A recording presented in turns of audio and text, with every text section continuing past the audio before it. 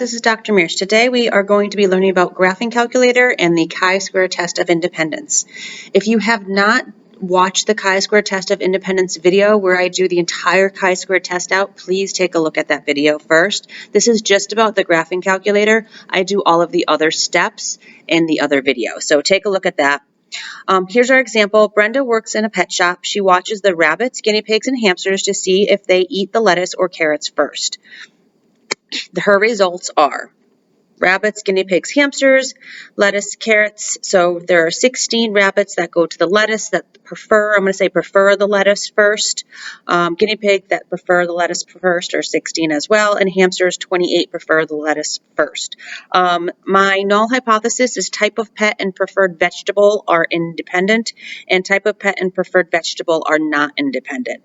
I did make the assumption that if they eat it first, then they're going to prefer that one first, so I think it should be preferred vegetable gone to first. I like that better now that I'm reading it. And of course, this is what we do in statistics. We make our null and our alternative hypotheses better. So I would add that in for me. Okay, so I just rewrote our observed values. You have this table I put in. As you can see, I just rewrote these and I have the totals. So I went and I added on a row and column total. I made this table for you so that it would be nice that you wouldn't have to make it yourself. After the observed table, you now have your row and column totals to get your expected values. Remembering that if we want the expected values for rabbits who went to the lettuce first, we would do the 60 times the 50 divided by the overall total, and here they are. You actually have done this example before, so you should have your expected table already. And again, if you don't know how to do the expected values, please watch the other chi-squared video. So now what we're going to do is we're going to be getting down our chi-squared value and our p-value. However, we're not going to do the drawn-out process where you have to subtract your observed minus your expected, square it, divided by expected. We're not doing that. We're going to be doing the calculator part. And so you need to get your sheet that says chi-square test, and here are the calculator steps. This sheet, you will have noticed that your chi-square table was on the back. For those of you who are not in my class and watching this because you want to find out how to do the calculator, here are the steps. I'm just going to slightly scroll down so that if you want to take a picture or write these down, here are all the steps. As I move down, you can see them, and that's the end. So those are all of the steps for you. Okay, so what we're going to do is we're going to be needing our observed value table without our totals and then our expected. So we're going to be needing this table and this table. This table I am going to label as A, and this one I'm going to label as B. And that's what we're going to be putting into our calculator. So in our calculator, please take out your graphing calculator, please turn it on, and we're ready to go. So let me put this right here, get my paper all set up. Okay, so what we have to do is we have to enter this table into our calculator. The first thing that I want to go over are rows and columns, because when we put it in, we need to know how many rows. So counting the number of rows, there are 2 rows here, and counting the number of columns, 1, 2, there are 3 columns. So I just wanted you to know that. Okay. So first we have to press second, and then we have to press this x to the -1 button. On our calculator, here is the second button, and here is the x to the -1 button. Above it, you'll see the word matrix in blue. In order to get to the word matrix, you press the second and you press this button. So we're actually pressing the matrix button. So let's go ahead and do that. Second, matrix.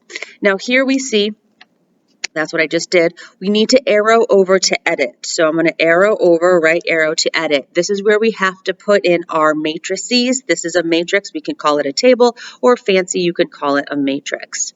And so for A, we're going to press enter, or you can press number 1.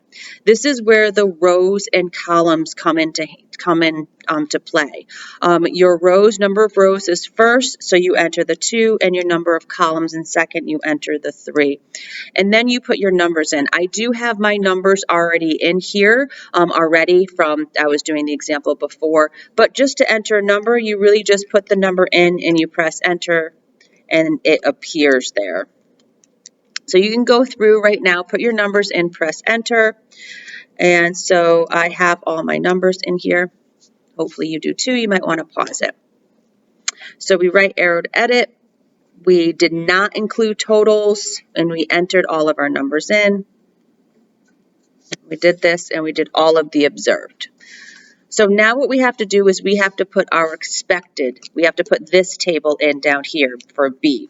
So we're going to go back, and we are going to press our second, and then we're going to press our matrix button again. Now instead of, first we need to right arrow over to edit, because we need to edit our list. Now we have to press the down arrow so that we're on B, because remember our expected value is our B table. I'm trying to sandwich this in perfectly here for you so you can see all the numbers and all the directions.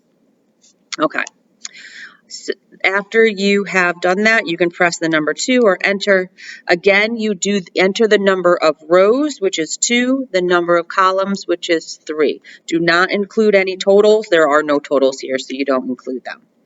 Then you go through and enter all of your numbers by simply pressing the number and pressing enter. Again, my numbers are already in here because I did that before to save us time. After you have typed in all of your expected values, and we're here at this step, after you have typed in all of the expected values, we're ready to go and get the chi-squared. So first we have to press stat. Stat is right, stat. Okay. Right arrow over to tests. Tests. We need to scroll down. We're going to do a chi-square test. This is where you need to be careful because before we were doing the goodness of fit, but we don't want that one. We want the one that's C. It just says chi-square test. So make sure you're on the right one, please. Once you're on that one, press enter.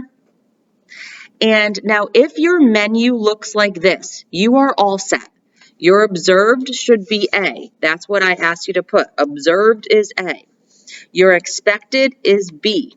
So if you have these letters in there, which you should, A and B, then you are all set. If you do not, these steps tell you how to enter your A and your B.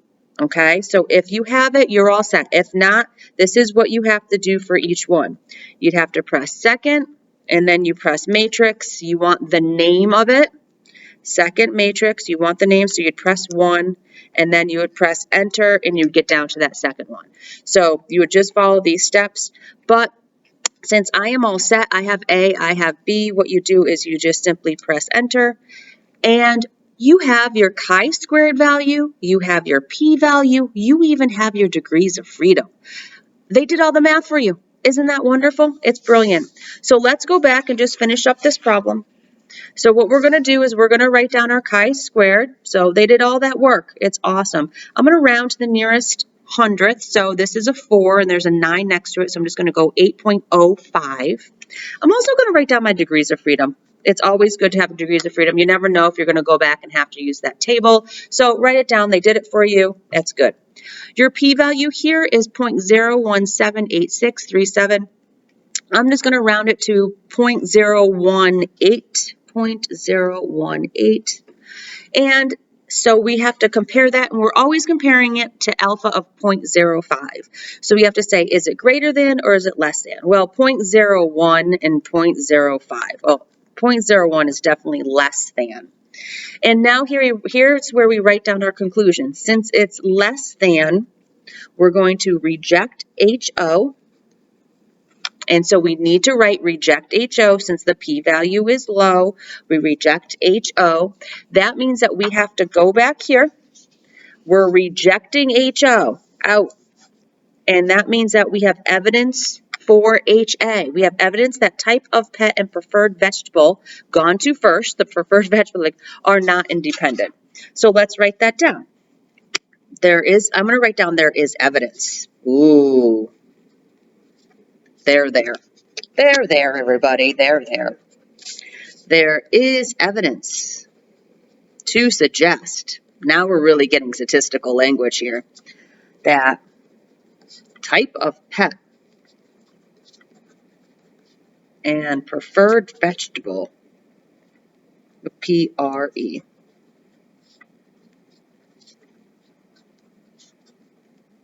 I'm going to put the one gone to first.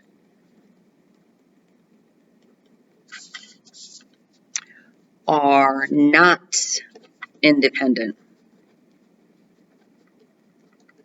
That means that they might have a relationship. So the type of pet might actually prefer a certain vegetable, which is why they went to it first. There's some type of relationship. Remember, not dependent means that they depend on each other. Depend on each other.